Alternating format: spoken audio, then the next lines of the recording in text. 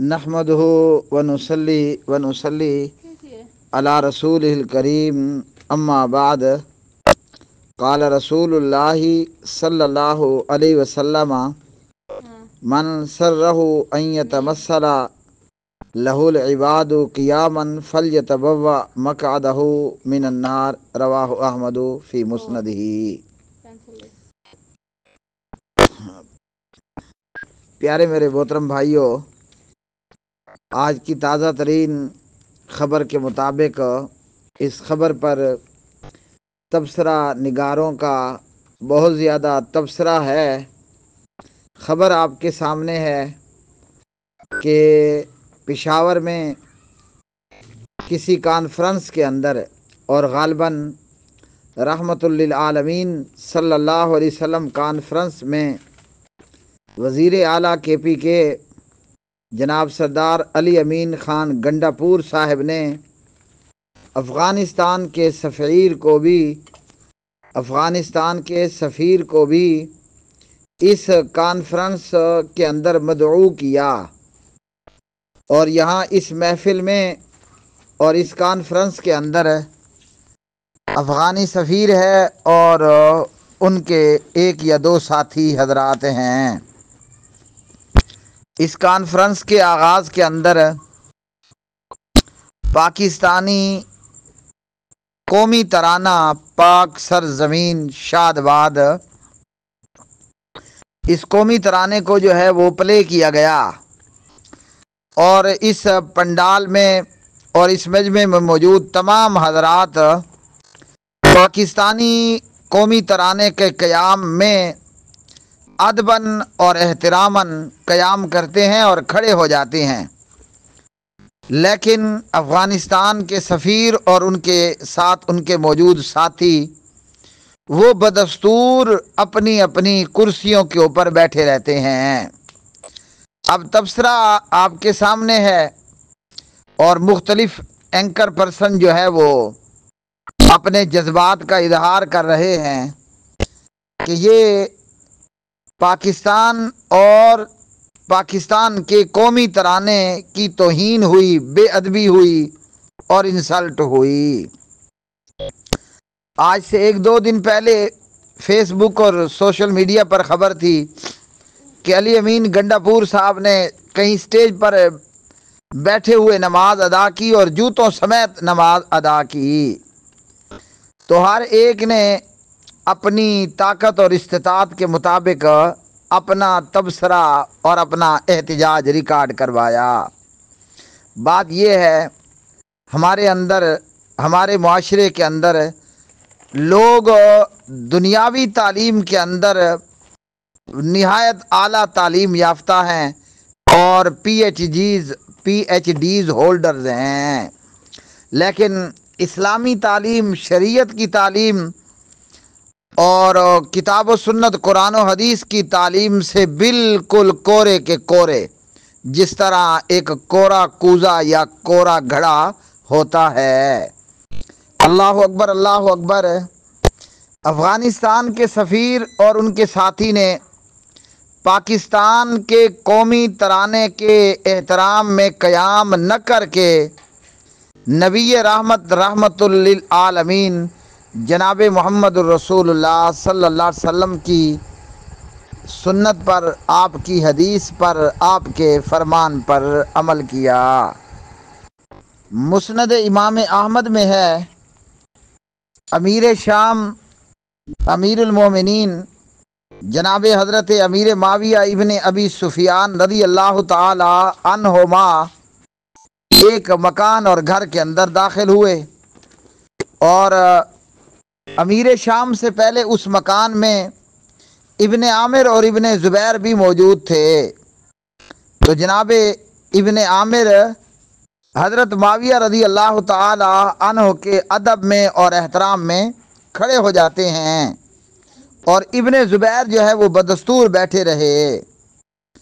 تو امیر شام حضرت امیر معاویہ رضی اللہ تعالی عنہ نے ابن عامر سے کہا کہ اجلس، بیٹھ جا، اور ساتھ میں نبی رحمت علیہ السلام کا فرمان سنایا کہ رحمت للعالمین محمد الرسول اللہ صلی اللہ علیہ وسلم نے یہ بات بیان فرمائی ہے کہ جس بندے کو یہ پسند ہو کہ لوگ اس کے لیے کھڑے ہو جائیں تو ایسے شخص کو چاہیے کہ اپنا ٹھکانہ جو ہے وہ جہنم میں بنا لے۔ تو اس سے ہمیں یہ معلوم ہوا کہ کسی کے احترام کے اندر کھڑے ہونا شریعت محمدیہ صلی اللہ علیہ وسلم کے اندر ممنوع ہے اور حرام ہے۔ اسی طرح جامع ترمذی وغیرہ کی روایت میں ہے، جس کے راوی انس بن مالک رضی اللہ تعالی عنہ ہیں، فرماتے ہیں کہ صحابہ کرام رضوان اللہ علیہ مجمعین کو نبی کریم علیہ السلام سے بڑھ کر کوئی بھی کائنات میں محبوب نہیں تھا۔ اللہ اکبر، اللہ اکبر۔ اور جب صحابہ کرام نبی کریم علیہ السلام کو دیکھتے تو آپ کے احترام میں کھڑے نہ ہوتے۔ وَكَانُوا إِذَا رَأَوْهُ لَمْ يَقُومُوا۔ حضور نبی کریم علیہ السلام کی آمد پر صحابہ بدستور بیٹھے رہتے اور کھڑے نہ ہوتے، وجہ کہ وہ جانتے تھے کہ پیارے نبی علیہ السلام اس طرح کا کسی کے لیے کھڑا ہونا برا سمجھتے ہیں۔ اللہ اکبر، اللہ اکبر۔ اب ہم فیصلہ کر لیں کہ ہم پاکستانیوں کی نظر میں ہمارا قومی ترانہ زیادہ قابل عزت ہے یا کہ پھر رحمت للعالمین محمد الرسول اللہ صلی اللہ علیہ وسلم کائنات بھر والوں میں سب سے زیادہ قابل عزت، قابل رسپیکٹ اور قابل احترام ہے۔ تو میرے پیارے بھائیوں، صحابہ کرام رضوان اللہ علیہ مجمعین جناب محمد رسول اللہ صلی اللہ علیہ وسلم کے لیے کھڑے نہیں ہوا کرتے تھے۔ تو پہلا فیصلہ تو یہ کریں کہ پاک سرزمین شاد باد زیادہ قابل رسپیکٹ ہے یا محمد رسول اللہ صلی اللہ علیہ وسلم زیادہ قابل عزت ہیں۔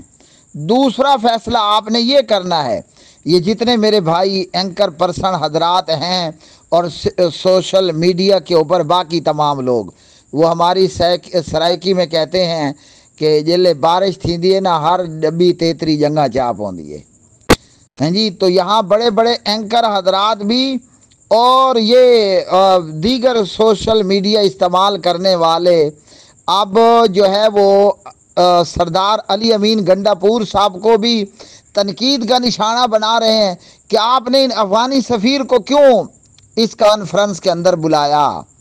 تو پیارے بھائیوں، جس طرح محمد رسول اللہ صلی اللہ علیہ وسلم علی امین گنڈا پور کا نبی ہے، میرا اور آپ کا نبی ہے، اسی طرح محمد رسول اللہ صلی اللہ علیہ وسلم افغانیوں کا بھی نبی اور رسول اور خاتم النبیین والمرسلین ہے۔ اگر نہیں ہے تو آپ بتا دیں، ہیں؟ تو اللہ اکبر، اللہ اکبر۔ تو اس لیے یہ اعتراض جاہلانہ اور بچگانہ ہے کہ سردار علی امین گنڈا پور صاحب نے کیوں افغانی سفیر کو اس کانفرنس کے اندر بلایا۔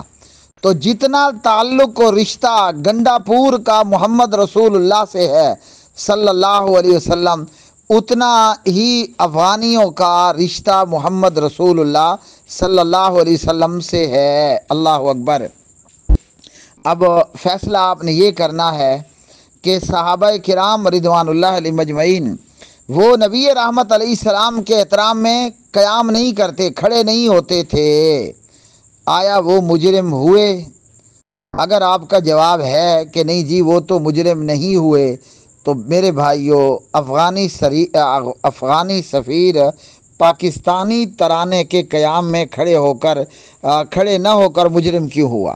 بس یہ کوئی لمبی چوڑی سائنس نہیں ہے کہ آپ لوگوں کو سمجھ میں نہیں آئے گی، اور پہلے آپ کو جو ہے وہ ضرب یضرب ضربا فہو ضارب وضرب یضرب ضربا فذاک مضروب پڑھانا پڑے گا۔